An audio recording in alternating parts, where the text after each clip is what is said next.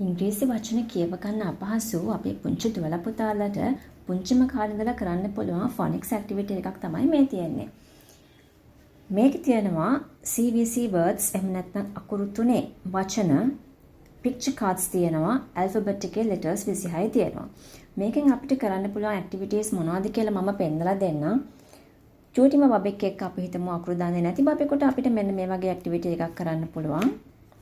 එයාට picture card එකක් දීලා අපි මේ වගේ වචන cards ටික මෙහෙම word cards ටික දෙනවා. දීලා බබාට උදව් කරන්න ඕනේ. අපි ඉස්සෙල්ලම මේක cat කියලා කියනවා. එතකොට එයා picture එක cat කියලා අඳුන ගන්නවා. මේ word එක අපි කියවලා දෙනවා බබාට ඉස්සෙල්ලම sun. එතකොට cat කියන එකයි sun කියන එකයි මේක sound එක match වෙන්නේ නැහැ කියලා බබා identify කරගන්න එකන් අපිට කියන්න වෙනවා. hen. එතකොට cat කියන word එකයි hen කියන word එකයි match වෙන්නේ නැහැ කියලා බබා identify කරගන්න එකන් අපිට ඒක කියන්න වෙනවා. ඊළඟට cat. අනේ බබා identify කරගන්නවා මේ වචනේ මේ picture එකත් එක්ක match වෙනවා කියලා. එයා මේ දෙක match කරගන්නවා. මේ එක activity එකක්. ඊළඟට අපිට පුළුවන් මේ විදිහට word එක දීලා බබාට අපි දෙනවා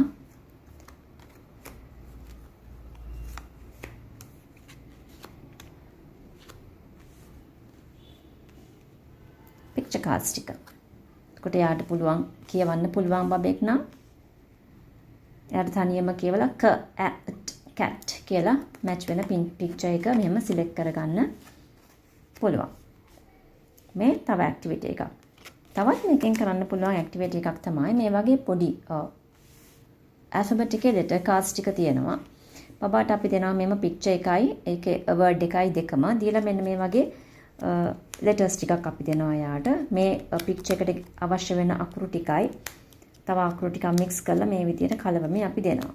එතකොට බබාට තියෙන මේක දිහා බලලා මේක cat කියලා දැන් එයා අඳුරනවා මේ word එක හදන්න. તો අපි sound කරලා දෙනවා k. එයා මේක identify කරගන්නවා k කියලා. ඊළඟ එක ඊට පස්සේ බබා එක select කරගන්නවා.